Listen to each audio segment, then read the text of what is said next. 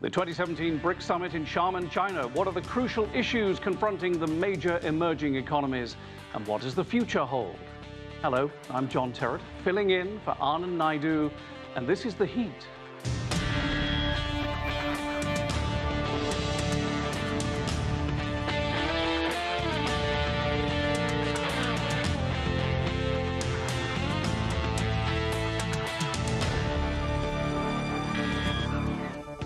The 2017 BRICS Summit has been taking place over the past few days in Xiamen, China. Leaders from the 5 BRICS nations, that's Brazil, Russia, India, China, and South Africa, are attending. The countries represent about 43% of the world's population and make up a significant part of the global economy.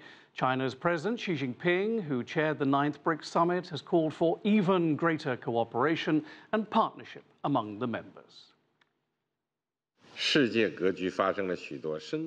As the world undergoes profound complex changes, BRICS cooperation has become more important.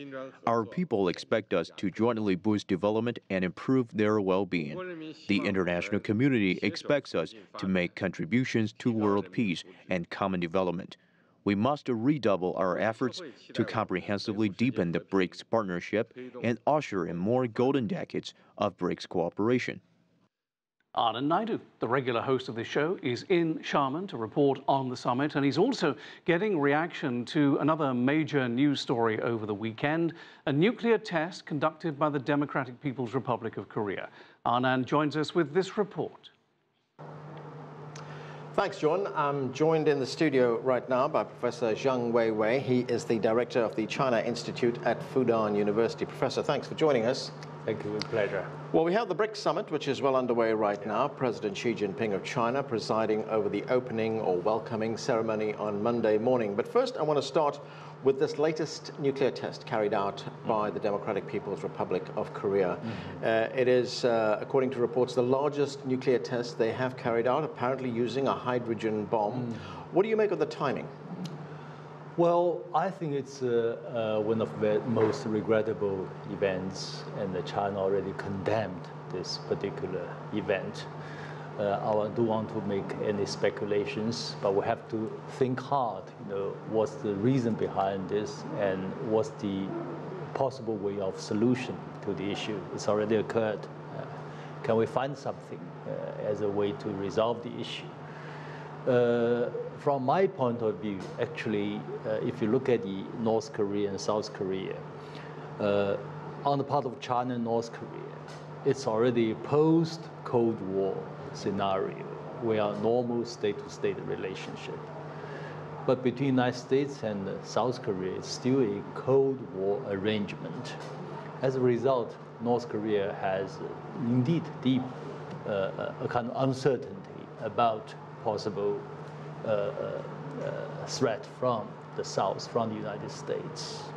And if you look back, actually, if my memory serves me right, in 1994, North Korea agreed to denuclearization in exchange for a kind of nuclear power station for peaceful purpose provided by the United States.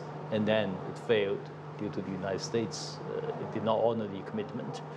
And then once again, the 6-party talks, I think North Korea agreed to denuclearization. I don't remember which year. And they even dismantled this cooling tower in exchange for something. In the end, it's not honored either. So I think, peaceful solution, the only solution. Yeah. Right, you talk about solutions. What are the options for China? Actually, North Korea is fiercely nationalistic, and China has some influence, but we cannot exaggerate this kind of influence. And after all, whether it's North Korea or China, all hope that it's an issue between the United States and North Korea, and they should find a solution. Why so did we talk to North Korea then? And if you look at it's not until very recently, I think Trump administration said we're not going to have regime change in North Korea. Before that, it's a matter of regime change. Of course, North Korea was deeply uncertain. Even today, I'm not sure North Korea can trust Mr. Trump. So in the end, has to be handled between these two countries. Right. I want to get to the BRICS Summit. President Xi, in his keynote speech to the Business Forum, pointed to the facts that development has brought tangible benefits to more than 3 billion people in the BRICS member states, and he wants to improve on that. How does China drive forward the agenda that will improve on that? We've seen combined GDP growth among these BRICS states of 179% over the last 10 years. So how does it get better? Well, as far as China is concerned, I think I would not say China is leading the group, but China is playing a leading role in the sense that China, given the size of the economy and its share of the economy in the BRICS, China can really play a major role. At this moment, I think China is really playing a leading role in terms of providing ideas, in terms of providing actions. And in terms of ideas, China stresses repeatedly its equal partnership. It's win-win, although China is much bigger than others. And this is important. And in terms of action, China put forward a lot of interesting proposals, even for this summit. For me, which is very interesting, is this idea of free trade zones among BRIC members. That, if it's approved, it will be a significant breakthrough for enhancing mutual cooperation. And also this e-commerce deal, which is really very serious, because China is leading the world in terms of e-commerce.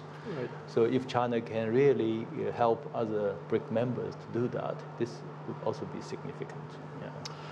Growth is one thing, but of course unrestrained growth carries its own risks. How does China put in place regulatory mechanisms to make sure that it can meet these challenges and counter these risks?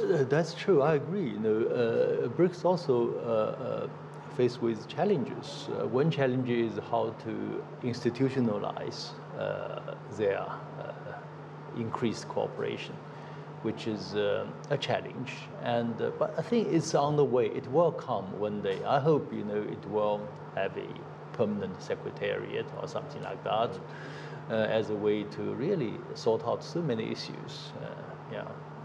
Okay, Professor, we're going to have to leave it there. Thanks for joining us. Thank you. It was a pleasure. That was Professor Zhang Weiwei of Fudan University talking to us. John, back to you.